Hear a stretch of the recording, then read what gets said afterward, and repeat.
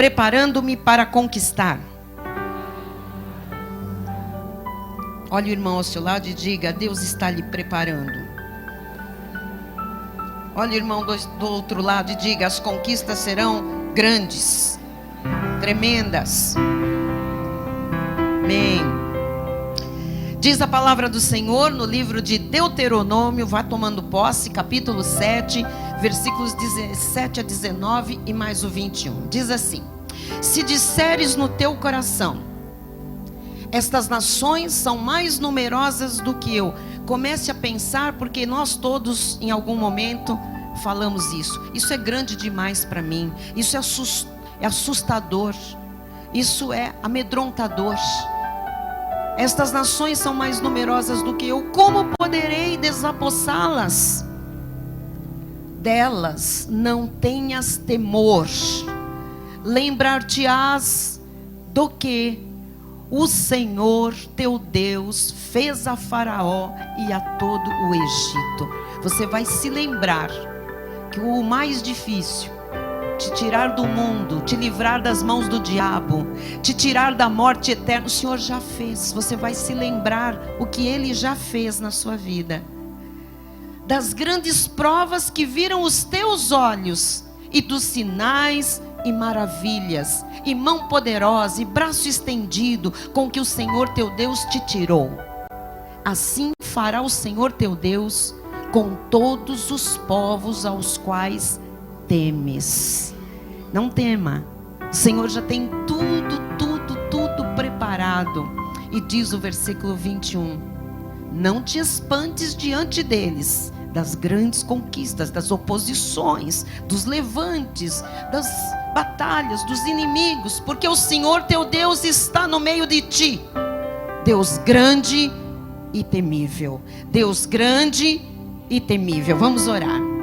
Senhor Jesus, tu és o Deus grande e temível. Obrigada, meu Deus, porque o Senhor nos prepara, até nos mostrando, Jesus, que quando bater um medo, um temor, nós precisamos nos lembrar que o Senhor já fez uma obra extraordinária em nossa vida, que os nossos olhos já viram sinais, maravilhas, prodígios, o sobrenatural, e que o Senhor nos lembra que tu és o mesmo ontem, hoje e o será para sempre, e que toda oposição já está, Senhor, debaixo dos teus pés. Que todo levante do inferno, que toda inimizade, que tudo que se levantar para se opor às nossas conquistas, ao nosso tomar posse, Jesus, tudo isso já está destruído por ti, Pai, já está sentenciado. E então, Senhor, nós nos apropriaremos daquilo que tu tens para nós. Muito obrigada, meu Deus, por esta noite de preparo, porque nós dependemos desta palavra, deste ensino, Pai, para aquilo que está por vir. E assim nós te agradecemos em nome de Jesus, e todo o povo de Deus diga amém e amém. Aleluia. Glória a Deus. Obrigada, Tiago. Que bom ter você aí, fazendo esse fundo abençoado, inspirando a oração. Glória a Deus, não é verdade? Diga glória a Deus. Aprenda a agradecer por tudo, por pessoas, pela sua igreja, pela palavra, pelo altar, por esta noite gostosa, por esta quinta-feira de paz, pela pessoa que está ao seu lado. Agradeça a Deus pela pessoa que está ao seu lado. Diga: Senhor, eu te agradeço por este irmão, eu te agradeço por esta irmã que está aqui, por esta pessoa da minha família. Te agradeço, Jesus, por esta hora bendita. Amém. Eu agradeço por esta hora bendita, por esta oportunidade de crescimento. Amados, eleitos, escolhidos, pedras vivas, povo de propriedade exclusiva de Deus, famílias santas, famílias conhecidas e reconhecidas como benditas do Senhor nesta terra. Nós estamos aprendendo com o líder Josué como avançar para conquistar. Diga: avançar, conquistar. E nós precisamos ser como Josué, não no temperamento dele, na personalidade dele, mas nós precisamos ter as características de Josué, para as nossas primeiras conquistas na Terra Prometida, nós precisamos ter o perfil desse conquistador. Por isso nós estamos estudando este início de conquistas a partir de Gilgal, daquele primeiro acampamento depois do Jordão, já na Terra Prometida.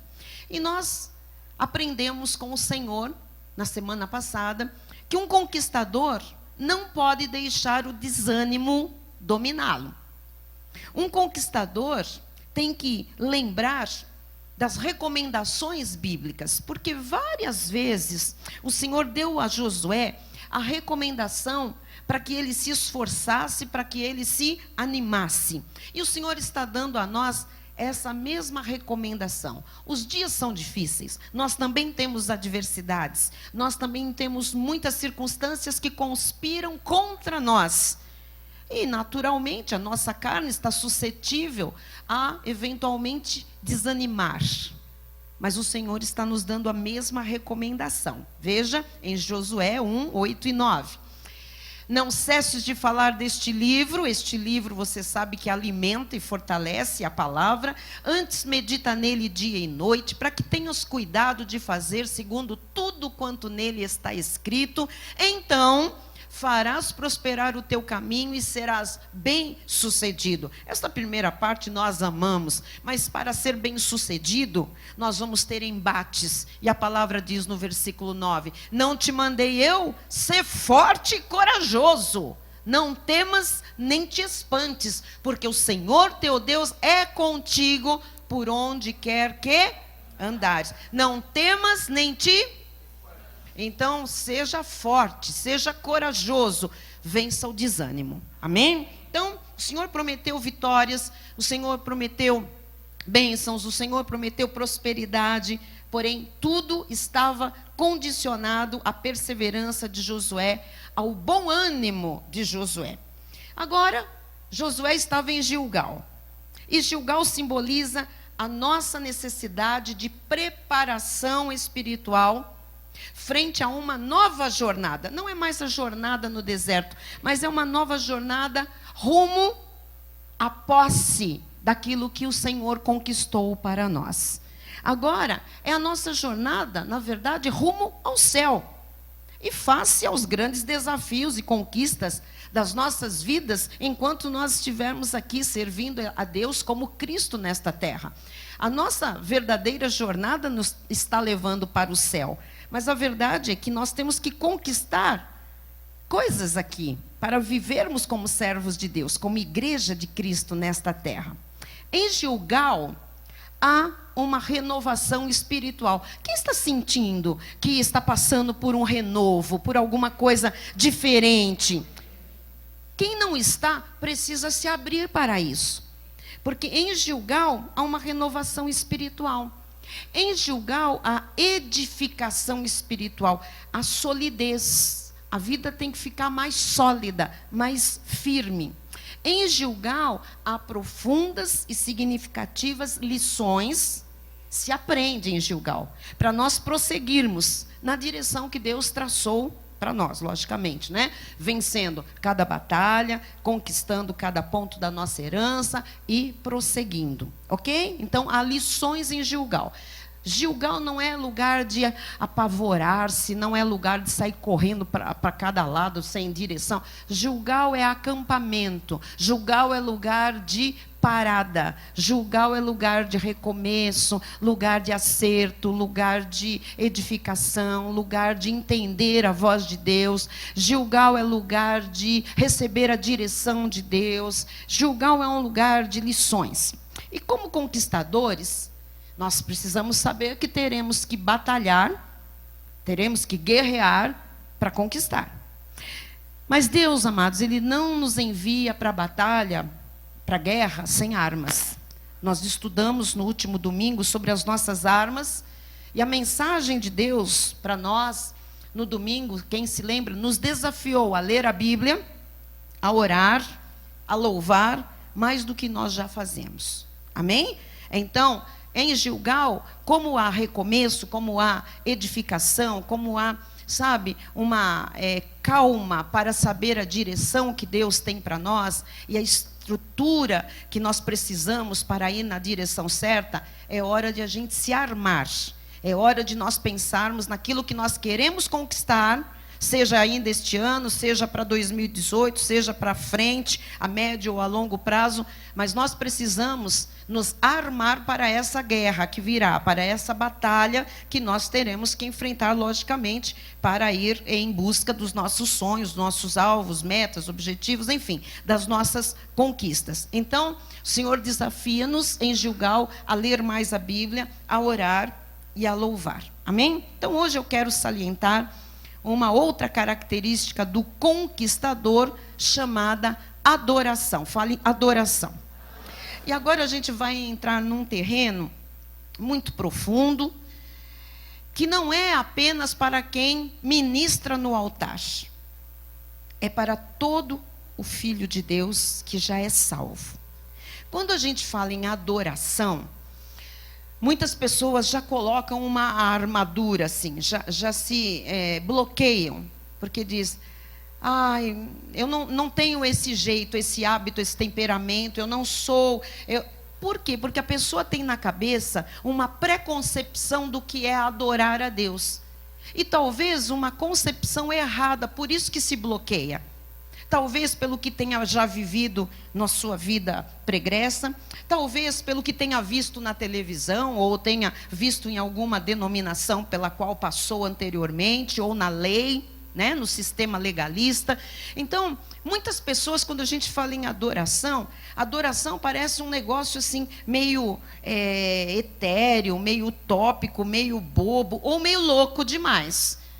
Não, as pessoas ficam meio insanas na adoração. Olha, eu queria dizer que não é louco, não é utópico, não é insano, não é uma coisa de uma ideologia qualquer. Nós temos que entender que adorar a Deus é a principal função de quem foi criado por Ele. Só não adora a Deus ou não tem prazer na adoração quem é filho do diabo. Então aqui eu começo a desmontar, Gislane, todo o preconceito que as pessoas possam ter com a questão da adoração. Só não adora, só não tem prazer em adorar a Deus, e só Deus pode ser adorado quem não é de Deus, quem é filho da perdição, quem não é para a salvação. Porque uma vez salvo, uma vez consciente da obra que o Senhor Jesus operou na sua vida, do presente da vida eterna, da salvação, da libertação do inferno, dos principados, das potestades, da obra da regeneração, do perdão recebido, do apagar dos pecados. Amados, é impossível não se prostrar diante de Deus e o adorar. Então, um conquistador, eu preciso lhe ensinar. Não adianta você ter armas na mão, tipo, leia a palavra, ora, louva. E às vezes louvar é mais fácil do que adorar. Porque louvar, a gente tem uma letra às vezes no telão, ou decorou uma música, a gente gosta daquele corinho, daquele hino, daquele cântico, daquele louvor, e aí a gente canta, e aí, sabe, parece que louvar é mais fácil. E eu queria dizer para você o seguinte, não adianta ter essas armas e não ser um adorador. O conquistador, de verdade, ele é um adorador.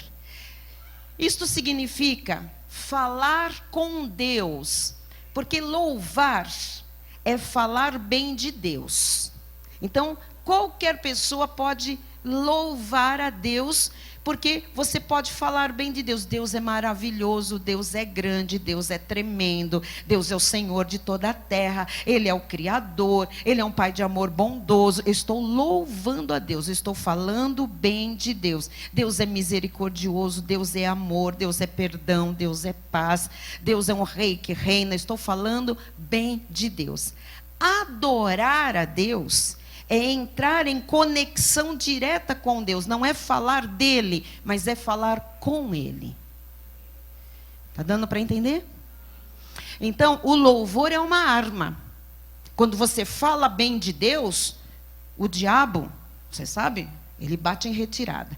Mas quando você adora a Deus, você entra numa dimensão espiritual maior, você entra numa conexão com Deus, que não se consegue só lendo a Bíblia, ou só louvando, ou só orando.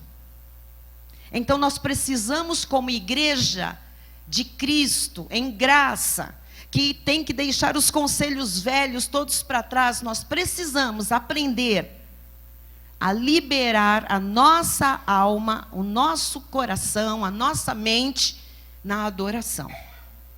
É muito raro hoje quem sabe adorar a Deus. Por isso que ele procura os verdadeiros, não é louvadores. Ele procura verdadeiros adoradores, que o adorem em espírito. Por quê? Porque louvar, qualquer um pode cantar, louvar e falar bem de Deus. Às vezes eu não estou muito espiritual, mas eu começo a cantar, a música me leva a adorar. Tem que ser algo totalmente do coração, totalmente espiritual. E ele procura quem o adore em espírito e em verdade. Então, se o Senhor procura, não é fácil de achar. E eu queria que você guardasse bem a característica deste conquistador, porque você não vai ficar sem nenhuma das características por falta de ensino e conhecimento, que é ser um adorador. Então, se você não é, se eu não sou ainda, nós vamos, em nome de Jesus, nos tornar, a partir de então, adoradores. Porque o adorador não se importa com a circunstância que ele esteja vivendo. O adorador nunca para de adorar. O adorador adora, porque ele tem uma conexão com Deus que não é quebrada, jamais, por ele estar passando por uma doença, por ele estar atravessando o vale da sombra da morte, por ele estar numa crise financeira, por ele estar abandonado da família, por ele estar sozinho, por ele se sentir um nada na carne.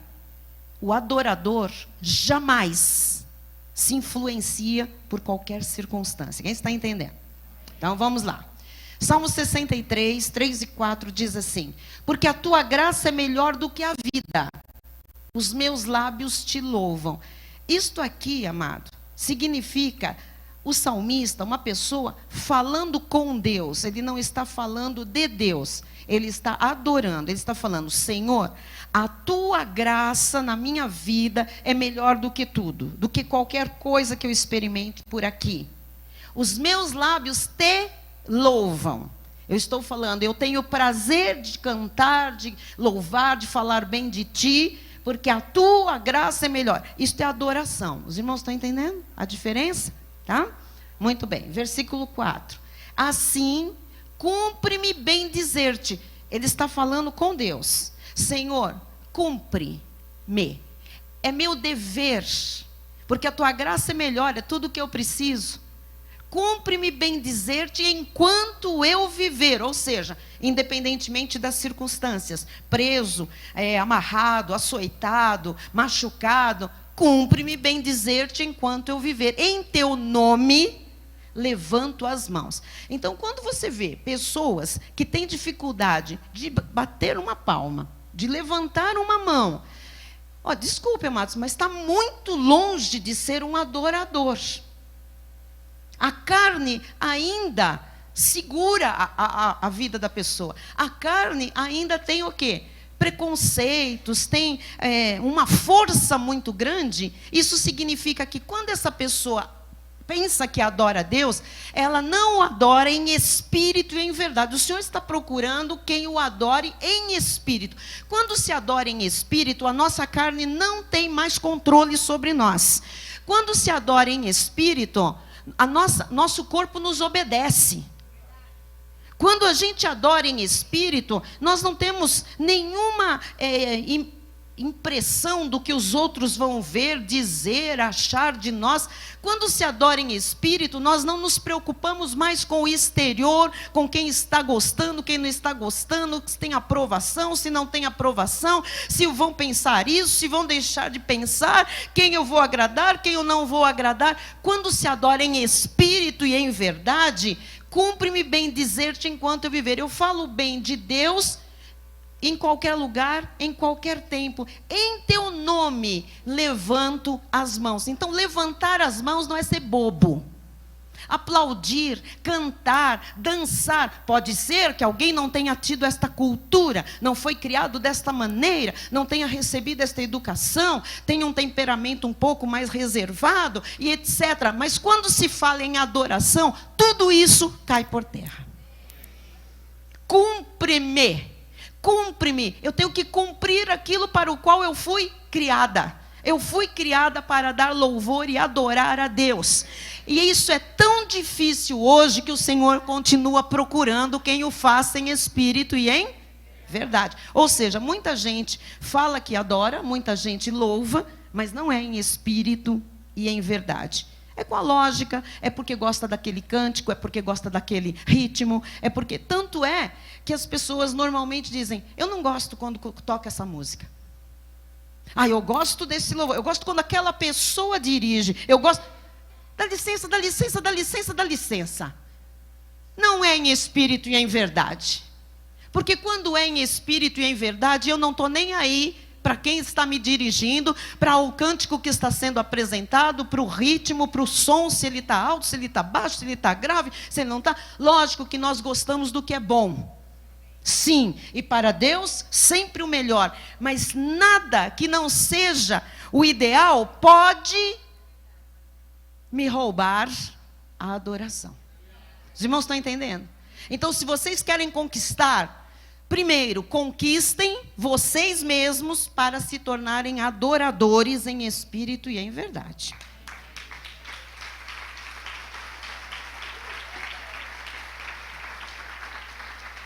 Se eu tenho um momento no culto em que se reserva especificamente para louvor e adoração, e o nosso louvor, especialmente no domingo, que nós temos um tempo reservado maior para isso, vocês vão reparar que nós começamos louvando a Deus, dizendo bem de Deus, normalmente é a primeira, a segunda música, e depois, normalmente se adora, se fala com Ele. Não sei quantos já perceberam isso. O que acontece? Se eu quero conquistar, eu chego para a palavra apenas, eu vou receber o quê? A arma da palavra, eu vou receber o poder da arma da oração, porque vai existir oração, mas eu vou estar perdendo uma característica que me faz conquistar, que é a característica de me tornar um adorador em espírito e em verdade. Então, hoje eu quero abordar isto de uma forma um pouco diferente.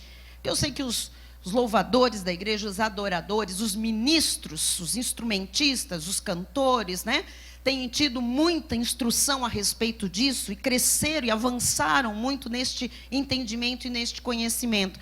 Mas eu quero ir por um outro caminho, para que a igreja também tome este mesmo vulto, esta mesma... dimensão. Salmo 149, 1 a 3 e 6 diz assim: Aleluia! Cantai ao Senhor um novo cântico e o seu louvor na Assembleia dos Santos. Então assim, não, eu gosto de cantar sozinho, bispa, porque eu sou um tanto desafinado. Olha, eu vou lhe falar uma coisa. Quando você canta na sua casa, desafinado, é válido. Mas normalmente...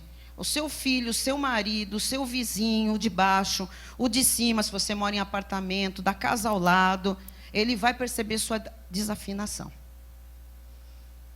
Quando você canta na Assembleia dos Santos, a sua voz se une a outras vozes, e ninguém está preocupado com a sua linda afinação ou não. Então, cantai ao Senhor um cântico novo, ou um novo cântico. As pessoas pensam que todo culto tem que se ensinar uma música nova.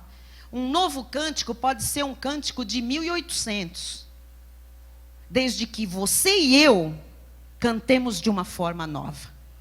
Com outra disposição. Com outro enfoque, com outro espírito. Na Assembleia dos Santos. Então, eu queria que você também entendesse que o Senhor exige adoração particular, sim, mas também em congregação. Amém? Diz o versículo 2: Regozije-se Israel, o povo de Deus, no seu Criador. Regozije-se. Momento de louvor e adoração não é momento de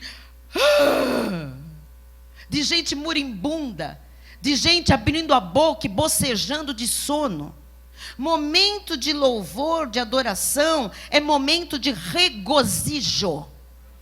É momento de festa. Exultem no seu rei. Nós temos um rei. Os filhos de Sião. Nós somos os filhos da igreja. Nós somos estes filhos do rei. Os filhos do rei Jesus têm que exultar. Não se pode dar louvor ou adorar a Deus como se estivesse morrendo, fazendo uma coisa pesada, uma coisa difícil, uma coisa enfadonha. Isso é qualquer coisa que se justifica como obra da carne, menos adoração, amados. Versículo 3 diz: louvem-lhe o nome com flauta, cantem-lhe salmos com adufo e harpa. Aqui é uma abertura de instrumentos.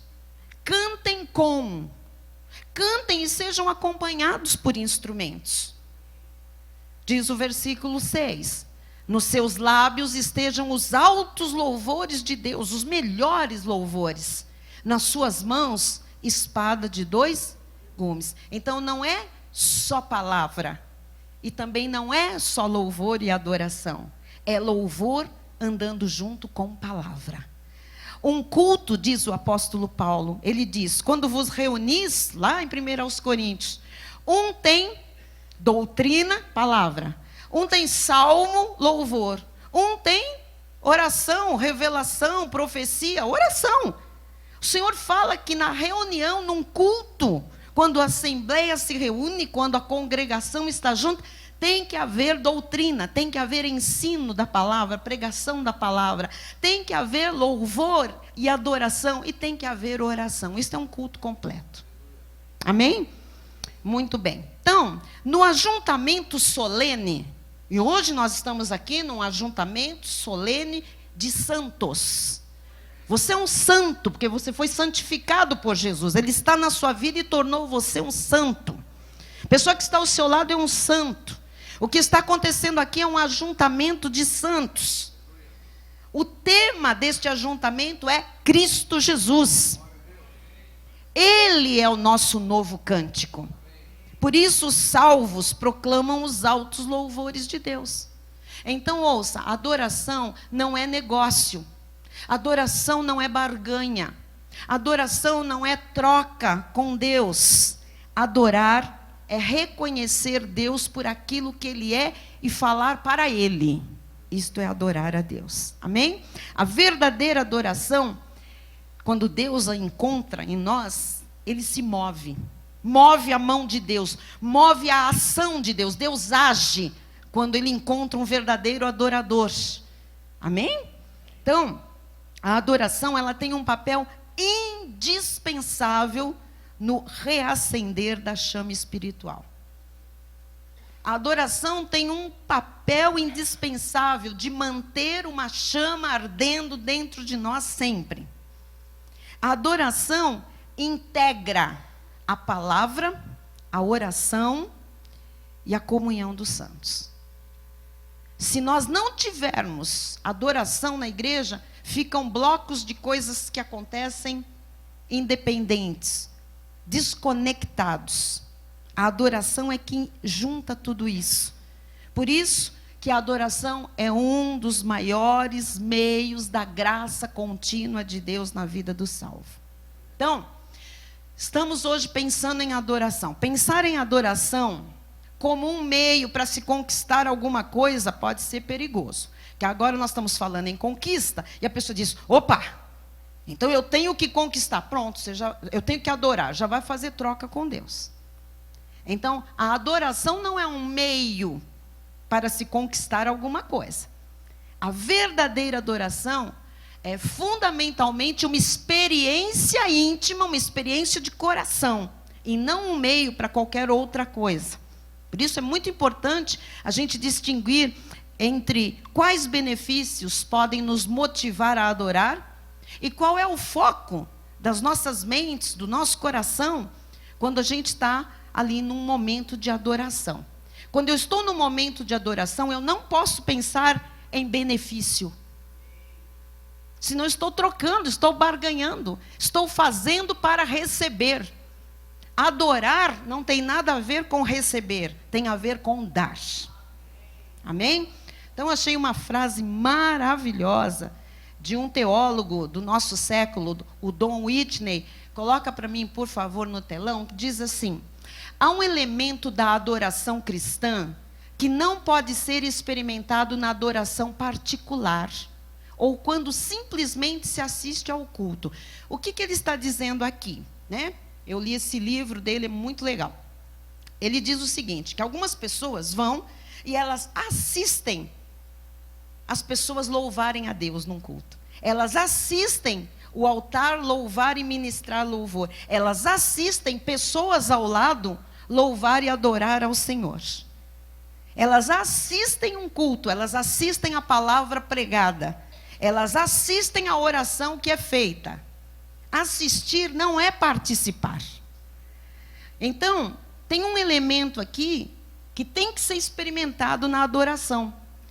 Então, o que acontece? Não é simplesmente se assistir ao culto, vir à igreja, se sentar e estou prestando atenção em tudo.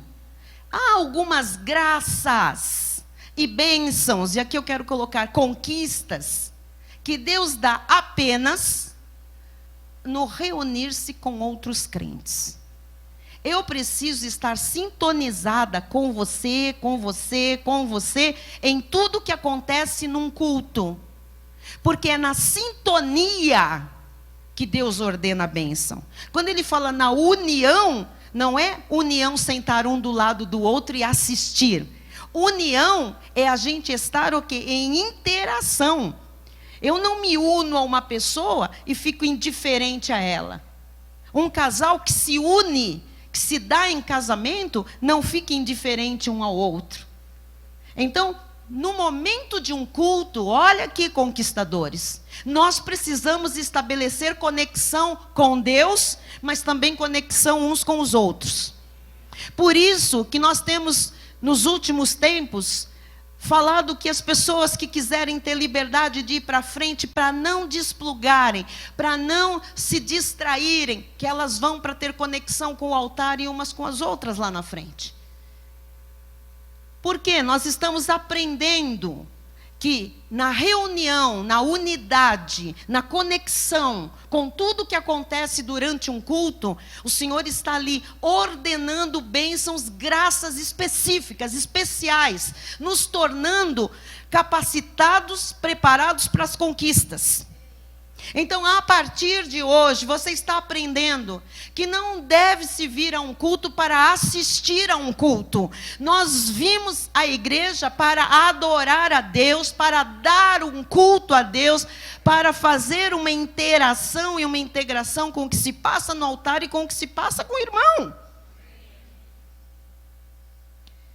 Se eu não entender isso, eu não vou conseguir adorar a Deus em congregação. Eu vou ficar no meu canto, cantando. Ou de cabeça baixa, ou do meu jeitinho. Não é do seu jeitinho, não é de cabeça baixa e não é no seu canto. Igreja não é um grupo de pessoas que cada um é um solo. Igreja é um corpo vivo, que se mexe, que se movimenta, que se fala, que tem conexão. Jesus comparou a um corpo, Paulo comparou a um corpo. A sua cabeça tem conexão com o seu pé o tempo todo. Há algo circulando, um sangue que passa em todos os cantinhos existentes no seu corpo. Igreja tem que ter um espírito circulando por todo o corpo. Ninguém pode bloquear o espírito ficando na sua. Não existe mais na sua, não existe mais eu na minha. Eu sou uma pessoa convertida que fui inserida no corpo de Cristo. Eu estou na sua, você está na minha e juntos nós estamos no corpo de Cristo. Algo diferente tem que começar a suceder. Amém? Oh, glória. Então eu quero falar hoje Bispo, vai falando a hora que aqui eu não tenho o meu reloginho. Tá, então eu quero falar hoje de cinco bênçãos, de 5 dádivas, de 5 frutos da adoração. De 5 coisas que acontecem na adoração. Para você dar mais importância a isto a partir de hoje, tá? Número 1, chama-se o despertar. Então, frequentemente, quando a gente chega à igreja, começa o culto com uma palavra, uma leitura de um versículo e uma breve oração. E imediatamente começa-se a louvar a Deus e depois se entra num ápice, que é a adoração. Frequentemente, amados, nós entramos na adoração sentindo uma espécie de nevoeiro espiritual, todos nós, com raras exceções que já oraram antes, que acordaram 5 da manhã, que já se conectaram com Deus, que vieram de casa ouvindo um louvor, cantando, orando, mas isso é raro, tá bem? Isso é a minoria. A grande maioria, quando entra no louvor, começa o louvor, a primeira canção, os primeiros gestos, é um nevoeiro. Sabe? É tipo assim, hello, onde estou, o que está acontecendo? Sabe por quê? Porque durante a nossa semana, todos nós vivemos o caos desse mundo lá fora. Durante a semana, nós levamos os duros golpes da vida desse mundo caído. E muitas vezes nós chegamos para o culto e nos sentindo desorientados em relação ao que é verdadeiramente importante. A gente entra na igreja meio que, vai começar o culto, oi irmão, abençoado, não sei o quê, começa o culto. Nós percebemos isso, amado, quando nós entramos. Os bispos entram, começa lá o teclado a fazer um fundo, tem gente que nem viu, nem sabe. A desconexão é tal. A influência do mundo e da semana difícil é tão grande que a pessoa ainda não entendeu onde ela está, o que aconteceu, o que está acontecendo, o que começou, o que é para fazer, onde eu estou. Aí começa o louvor. Eu duvido que alguém se lembre das primeiras palavras do ministro de louvor. Ninguém se lembra. Das últimas sim, mas das primeiras, muitas vezes não se lembram do primeiro louvor cantado, tocado. Por quê? Há um nevoeiro, está todo mundo meio... A gente não está meio desorientado, assim, o que é mesmo que eu vim fazer? O que eu estou fazendo aqui? O que é importante agora? Então nós precisamos, eu quero ensinar você, esvaziar a nossa mente. Nós precisamos esvaziar a mente. Nós precisamos recalibrar o nosso espírito. E nós precisamos fazer o nosso lento coração pegar no tranco. Por quê? Porque a gente não pegou ainda, a gente não está funcionando. A gente chega meio, aleluia. Uns chegam muito para cima, querendo... Outros chegam querendo lutar para ficar... Não há equilíbrio, há um nevoeiro. As pessoas estão meio se achando ainda. O que é importante? Então, tem que esvaziar a mente, parar de pensar aquilo que pensou a semana inteira, ou que chegou até a igreja pensando. Tem que recalibrar o espírito. Opa, eu sou um ser espiritual, carne, vai para o teu lugar agora. Coração lento, vamos coração lento, vamos. A gente tem que fazer, sabe, pegar no tranco. Martinho Lutero, ele observou, no seu tempo, que a adoração congregacional, a adoração em congregação, era poderosa para despertar o seu fogo espiritual. E olha, ele era um homem que lia a Bíblia, estudava, estava no meio de uma reforma. Mas ele dizia, mesmo com tanto conhecimento da palavra, mesmo Deus estando me revelando um pacto novo, eu preciso adorar na congregação. Eu preciso estar no meio do povo para o meu coração ser despertado e eu pegar fogo. Quer ver o que ele diz? Coloca a frase de Lutero. Em casa, Em minha própria casa não há calor ou vigor em mim, mas na igreja, quando a multidão se reúne, um fogo acende no meu coração e rompe em meu ser. Isto tem que acontecer com você, com você, com você. Fogo. Fogo. Tem gente que só conheceu esse fogo quando bebia. Ficava de fogo. E uma pessoa de fogo. Quem já viu uma pessoa de fogo? Todo mundo sabe que ela está de fogo. E o apóstolo Paulo, escrevendo uma carta, muito inspirado, ele diz: não vos embriagueis com vinho, onde há dissolução. O fogo produzido pela bebida gera o quê? Dissolução, confusão, guerra, contenda, briga, discórdia, destruição. Mas enchei-vos do Espírito. Deixa o fogo de Deus te encher, porque você vai ver o que é verdadeiramente acender um coração e ter a tua vida rompida por esse fogo. Amém? Então veja a experiência do salmista no Salmo 73, nós vamos ler do 2 ao 15. Olha como ele chega na congregação, olha como ele chega para Deus. Não é muito diferente de nós. Ele diz assim: quanto a mim, porém, quase me resvalaram os pés. Gente, ele era crente. E ele diz: quase que eu caí. Pouco faltou para que se desviassem os meus passos. O mundo é mau, o mundo te chama para os desvios, para os atalhos, para os escorregões, para os pecados. Pois eu invejava os arrogantes ao ver a prosperidade dos perversos. Ele ficava olhando o outro. Ele olhava os inimigos dos perversos e dizia: gente, eu sou crente, eu faço tudo certo, eu vou para a igreja, mas olha eles prosperando. Será que eu devia ser corrupto igual eles? Quase me resvalaram os pés. Para eles não há preocupações. Ele achava isso. Quando a pessoa está na carne, ela só vê errado, só acha errado. Então ele dizia assim: para eles não há preocupações, o seu corpo é sadio, inédio. Ele estava dizendo: os caras são ímpios, são tudo sarado, os caras tudo bombado, eles não ficam doentes, eles são ricos e eles são ímpios. Não partilham das canseiras dos mortais. Veja a cegueira de quem está na carne, achando que os caras não tinham cansaço, problema, não é? Os ímpios. Nem são afligidos como os outros homens. Versículo 6. Daí a soberba que os cinge como um colar, e a violência que os envolve como manto. Está dizendo, eles são cada vez mais violentos, cada vez mais arrogantes, cada vez mais soberbos, cada vez mais ricos, estão cada vez melhores. Quem já pensou isso do ímpio? Quem já olhou a vida de um ímpio, de um filho do diabo, e se comparou? Os olhos saltam-lhes da gordura, do coração brotam-lhes fantasias.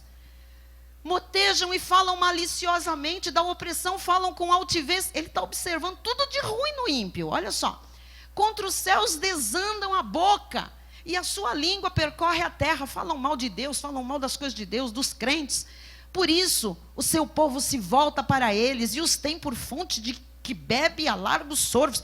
Quer dizer, as pessoas estão olhando para essa gente achando o máximo, os reis da cocada. E diz: como sabe Deus? Acaso há conhecimento no Altíssimo? Julgamento até? Que Deus está fazendo? Deus não está vendo? Será que Deus sabe dessas coisas? Eis que são estes os ímpios, e sempre tranquilos aumentam suas riquezas. Olha uma visão carnal, né, de quem está afastado de Deus, de quem está longe da congregação. Versículo seguinte: com efeito, inutilmente conservei puro o coração e lavei as mãos na inocência. Jesus. Sabe aquela hora que o crente diz assim: não serviu de nada eu ser certinho, eu ser santinho, eu fazer as coisas certas, porque olha lá, eles que fazem tudo errado, prosperam, são sarados, não tem problemas, todo mundo segue essa gente. Pois de contínuo sou afligido a cada manhã, castigado. Ah, coitadinho, não é? Se eu pensar em falar tais palavras, já aí teria traído a geração de teus filhos. Ele estava dizendo: se eu fizesse o que eles fazem, o Senhor me aniquilava, o Senhor me né? Então, ele começa, você viu aqui, né, se desesperando por causa da prosperidade dos seus conterrâneos perversos. Ele está num nevoeiro, ele está com a mente no mundo, no caos do mundo. Mas o nevoeiro, ele é disperso. Você vai ver agora. Quando o nevoeiro é disperso? Quando é que ele se situa? Continua, 16 e 17. Em só refletir para compreender isso, achei muito pesada a tarefa para mim. Aí ele começa. Só de pensar nisso, está muito complicada essa história para mim. Versículo 17. Até que entrei no santuário de Deus. Não foi na casa dele. E atinei com o fim deles. Onde é que o nevoeiro se dispersa? Onde é que as coisas são mostradas como são? O juízo de Deus se apresenta, a verdade de Deus se mostra, né? A postura e a posição espiritual é revelada aonde? Quando ele entrou no santuário de Deus. Olha, amado, não falte a culto. Porque quando a gente falta, o nevoeiro fica. E aí o diabo começa a mostrar umas coisas que é pesado demais para a gente refletir, para a gente entender. Então, ele estava abalado, porém, veja a importante descoberta que aconteceu no contexto da adoração. Porque logo em seguida, seguida a adoração ao louvor, vem uma expressão culminante de louvor aqui, olha, veja no 25 e no 26. Quem mais tenho eu no céu? Agora, o nevoeiro foi embora, ele entrou no santuário, eu estou pulando os versículos, ele começou a louvar e adorar a Deus, e aí ele termina dizendo, quem mais tenho eu no céu? Não há outro em quem eu me compraza. Agora ele mudou tudo. Ele estava lá dizendo, cadê Deus? Deus não está vendo esses caras prosperarem e eu aqui, todo dia, passando por problemas. Ele entrou no santuário, ele começou a entrar na dimensão da adoração, e ele diz, não tenho outro em quem eu me compraza na terra, o meu prazer é o Senhor, ele está dizendo. 26 diz assim, ainda que a minha carne e o meu coração desfaleçam, Deus é a fortaleza do meu coração e a minha herança para sempre. Vamos todos ler juntos este versículo, vamos lá. Ainda que a minha carne e o meu coração desfaleçam, Deus é a fortaleza do meu coração e a minha herança para... aleluia! Tem que entrar no santuário, tem que entrar na adoração. Tudo vai para o lugar, o nevoeiro se desfaz. Pense agora, amados, quantas vezes nós vemos isso acontecer conosco? Ao invés de ficar longe da adoração, quando nós nos sentimos espiritualmente letárgicos, o que nós precisamos mais do que nunca é o despertar da adoração. Quando os nossos corações se sentem frios, é quando mais precisamos lembrar as nossas almas de que, quanto a mim, bom é estar junto a Deus, diz ele no último versículo. Quanto a mim, bom mesmo é estar aqui, é estar junto a Deus. Amém? Então, o primeiro benefício da adoração é o despertar. O nevoeiro sai e você entende as coisas como elas são de fato. Número 2, o segundo benefício, a segurança. A gente tem que lembrar que Deus disse que não é bom que estejamos sozinhos. Nós não fomos feitos para permanecer solo, sem companheiros. Deus nos criou para a comunidade, a chamada a igreja. Ser parte dessa grande comunidade local, global, tem um papel importante, irmãos. Não somente em nos assegurar de que não estamos enganando a nós mesmos, mas também em nos assegurar de que nós conhecemos aquele em quem temos crido. Quando você está na tua casa sozinho, você pensa, será que eu estou entendendo? Será que eu estou me enganando? Será que Deus me disse isso? Quando você se junta aqui, Deus está falando aquilo para você, e ninguém está sendo enganado. Isso traz segurança. Deus está falando isso, exatamente. Deus nos está falando isso. Eu saio seguro com aquela palavra, segura com aquela palavra.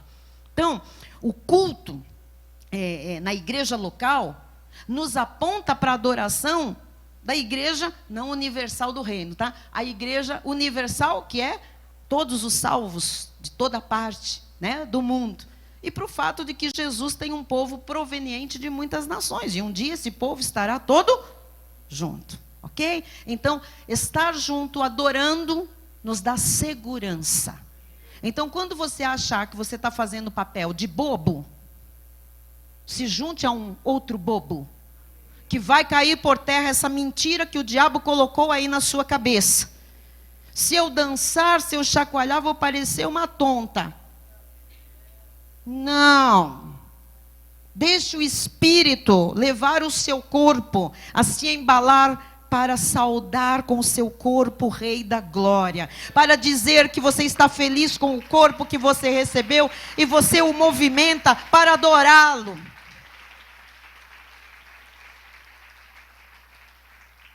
Número 3. Desenvolvimento espiritual é gerado na adoração. Muita gente pensa, não, eu preciso crescer no conhecimento da palavra. É verdade, a palavra nos dá estrutura, nos dá conhecimento, não somos destruídos. Mas a adoração em congregação também é uma parte indispensável da nossa santidade, da nossa santificação. Quem se torna cada vez mais santo, mais separado por Deus, também cresce nesse processo de ser conforme a imagem de Jesus nesta terra. Então, a nossa adoração, ela serve para a nossa edificação, ela serve para encorajamento, ela serve para consolação. E quando nós estamos todos juntos contemplando Jesus, nós também estamos sendo transformados de glória em glória na sua própria imagem. Então, a adoração nos faz ser mais parecidos com Jesus, porque nós contemplamos a Deus em espírito e em verdade. Amém? Então, o crescimento cristão não é apenas como aquela aplicação, vem com apenas a aplicação de um sermão. Você se senta, ouve um sermão, né? Algo que a gente aprende através do sermão e depois a gente trabalha aquela semana na nossa vida. Amado, isso é complementado com o momento da adoração. Coloca para mim esta frase de Tim Keller, por favor. A santificação pode acontecer in loco, na hora, no local, naquela experiência, enquanto ouvimos a pregação do Evangelho e nos juntamos à adoração congregacional. Sabe o que acontece no final da mensagem? Há uma oração e depois um louvor final. Sabe o que acontece geralmente no louvor final? Todo mundo está com fome, a barriga está roncando, há um apelo muito grande da carne, as pessoas estão olhando no relógio e a adoração congregacional se perde. Isto faz com que a santificação também se perca, porque a carne começa a gritar. Por isso que tem muitas pessoas que elas entram na igreja na carne, elas passam por um processo em que o louvor, a adoração, a palavra, faz subjugar a carne, entra no âmbito do espírito, mas começa um apelo do cansaço, do sono, da fome, do tempo que ficou sentado, e o corpo começa a buzinar e ver o outro que está fazendo cara feia. O diabo usa aquela pessoa que você está de carona para ficar te olhando, tipo, vamos sair rápido, ou um marido que já está invocado e vai pegar o carro lá no estacionamento e você sabe que vai até em casa falando um monte na sua orelha, e etc, etc, etc, e aí não há adoração final, e de repente necas de pitibiriba de santificação. Por isso que as pessoas muitas vezes saem e você fala, nossa, saiu do culto, parece que foi aonde? Está na carne, porque estava aqui, foi aqui, voltou para cá. Não pode. Não pode. Se nós vamos conquistar alguma coisa, não é com altos e baixos na nossa vida. Altos e baixos simboliza e tipifica período de deserto. Em Gilgal não tem mais altos e baixos. Em Gilgal eu tenho tempo para ficar com Deus, ouvindo Deus, me dando a Deus, e couves para quem não quiser. Ninguém me impedirá de adorar ao Senhor. Ninguém me impedirá de permanecer em santificação em qualquer momento. Então temos que cuidar para que no fim de um grande mover de Deus, a gente não vai embora na carne. Muita gente vai para casa brigando, chega em casa discutindo. O que é que fez a manhã toda, ou durante a noite num culto? Cadê a adoração congregacional, que linka todas as coisas? Quando nós nos juntamos a essa adoração na igreja, Deus não somente, amados, ama mudar as nossas mentes, mas também os nossos corações de uma forma definitiva. Se você se entregar em adoração na igreja, você vai ver mudanças profundas dentro de você que você ainda não viu. Número 4. A aceitação de sermos liderados. Uma distinção importante entre a adoração pública e a adoração particular, aquela que a gente faz na casa da gente, é o lugar da nossa iniciativa. Quando nós fazemos a nossa devocional particular na nossa casa, nós tomamos a liderança. Veja, na adoração congregacional, nós somos feitos para receber a liderança de outros. Na adoração na sua casa, o que acontece quando você tem o seu momento, né, particular ali com Deus? É como se você estivesse no banco do motorista.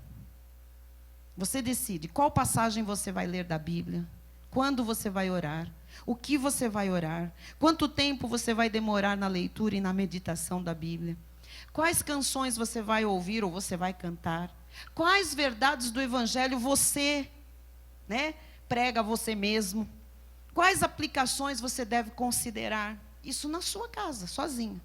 Mas na adoração congregacional, nós respondemos.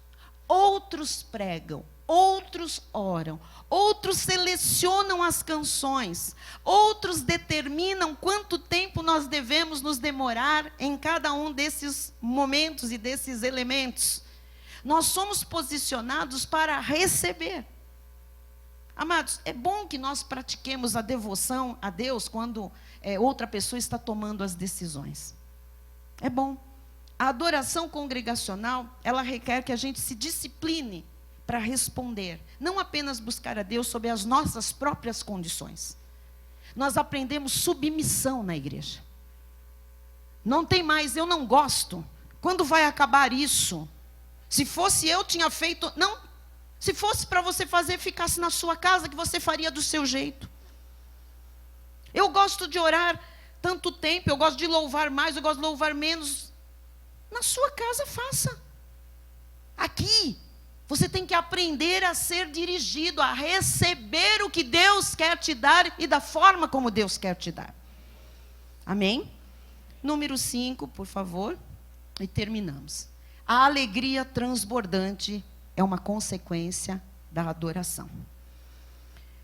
O contexto, nesse contexto congregação, nós temos um sentimento de respeito reverente, misturado com admiração ainda mais acentuada. A nossa própria adoração aumenta, a nossa própria alegria é duplicada quando nós adoramos Jesus em comunidade. Ninguém é tão feliz em casa quanto é na igreja. Como diz um provérbio sueco que eu achei, uma alegria compartilhada é uma alegria em dobro. É verdade ou não é? Lógico que é verdade. Na adoração, no meio da congregação, as graças, os benefícios que nós desfrutamos de forma única, porque só acontecem quando estamos em união, né? São a alegria acentuada de uma adoração, de uma admiração muito maior, mais profunda, mais rica. O nosso deleite em Cristo se expande quando nós o magnificamos juntamente com outras pessoas. Então, amados, o segredo da alegria na adoração é a consciência feliz de que nós não estamos sozinhos na ação de termos almas satisfeitas nele. Eu encerro lhe dizendo, a partir de hoje, pense como um conquistador. Um conquistador que tem essa característica de ser um adorador. Porque se a adoração produz despertamento, produz segurança, produz desenvolvimento espiritual, produz maturidade, produz submissão, produz comunhão, produz uma alegria transbordante, qual é o resultado de tudo isso na vida de um eleito de Deus? Vitórias e conquistas todos os dias.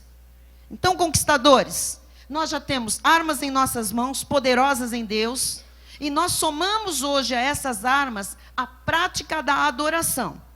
E dia a dia nós vamos sendo preparados pelo Senhor para conquistar. Então, se você e eu começarmos a usar as armas, leitura bíblica, oração, louvor, adicionarmos agora a adoração congregacional, nós vamos começar a ver e a desfrutar de algo jamais experimentado antes. Então, agora é hora de viver tudo isso e parar o lamento, parar a reclamação, parar o choro incessante de dor, porque Gilgal é o lugar em que cessa a murmuração, cessa a desolação, cessa a insegurança, a carne é subjugada o tempo todo e se dá lugar à adoração verdadeira. Vamos todos ficar de pé, em nome de Jesus. Nós podemos ir para casa nesse ápice e ficar bem hoje, amanhã, depois, segurarmos todas as ondas até nos encontrarmos domingo, mas nós podemos estragar tudo isso. Se agora começar aquele corre, aquele desespero, aquelas caras de bocas, aquele pensando, esvazia a mente daquilo que te rouba. E eu quero que você apenas agora, com a mente esvaziada de problemas, de lutas, de críticas, de senões, que você apenas dê a Deus uma adoração que costure tudo que Ele te deu hoje. Existe um cântico que é muito simples, não precisa da letra no telão, que é aleluia, aleluia, aleluia. Quem pode vir me ajudar aqui, dos nossos louvadores? E quando você diz aleluia, você está glorificando a Deus, e você está dizendo para Ele também, que você está feliz, que você o adora, independentemente do que você esteja vivendo hoje, passando. Isso tem a capacidade de lhe fortalecer, de lhe manter espiritual, de lhe edificar, de lhe levar além, de lhe preparar para grandes conquistas. Não brinque com a adoração, não desdenhe da adoração. Ela lhe dá segurança, crescimento, maturidade, lhe leva para uma dimensão onde você toca a Deus e a mão de Deus começa a agir. Então feche seus olhos, em nome de Jesus.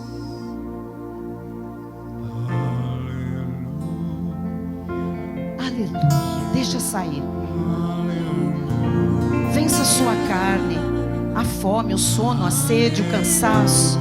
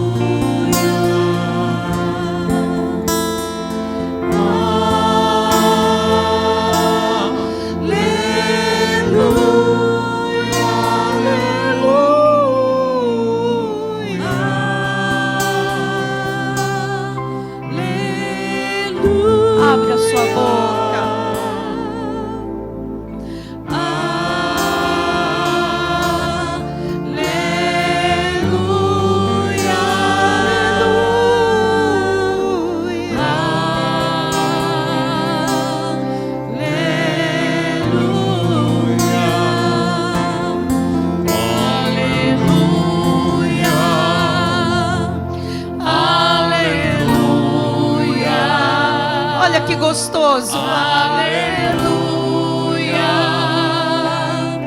aleluia, aleluia,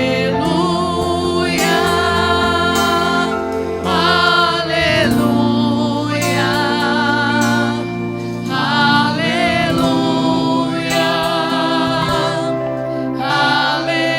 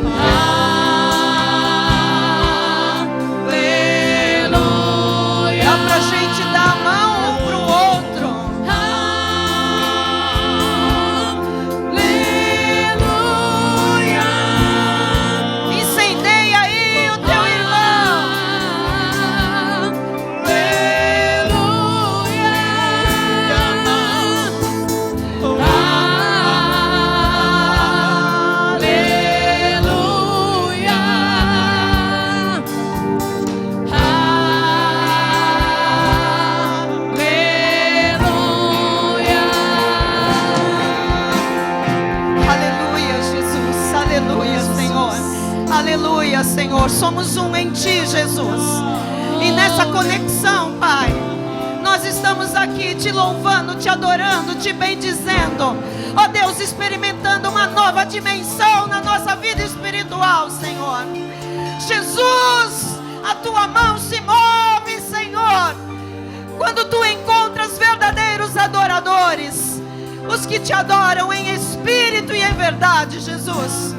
Subjugamos a nossa carne, Senhor.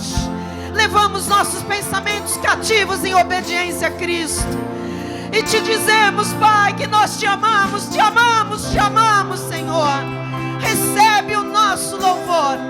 Recebe a nossa adoração, Senhor. A partir de hoje, adoradores, conquistadores se levantam neste lugar, Jesus. E nada mais será como antes. Nada mais será como antes.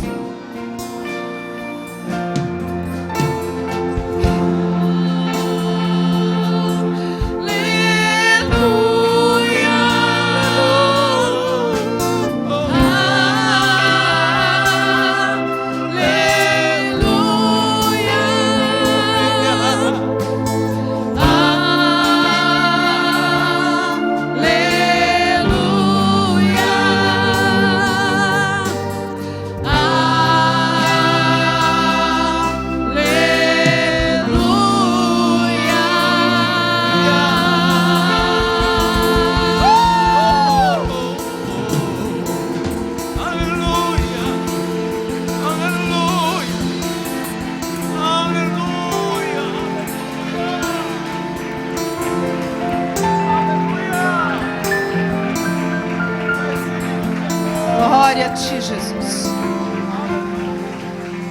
Aleluia, glória a Deus. Estenda a sua mão na direção do altar. A graça e o conhecimento do nosso Deus, Senhor e Salvador Jesus Cristo, o amor de Deus e as doces consolações do Espírito Santo serão constantes, serão permanentes na vida de todos nós. E aqueles que creem e recebem essa palavra em seu Espírito, digam aleluia, glória a Deus.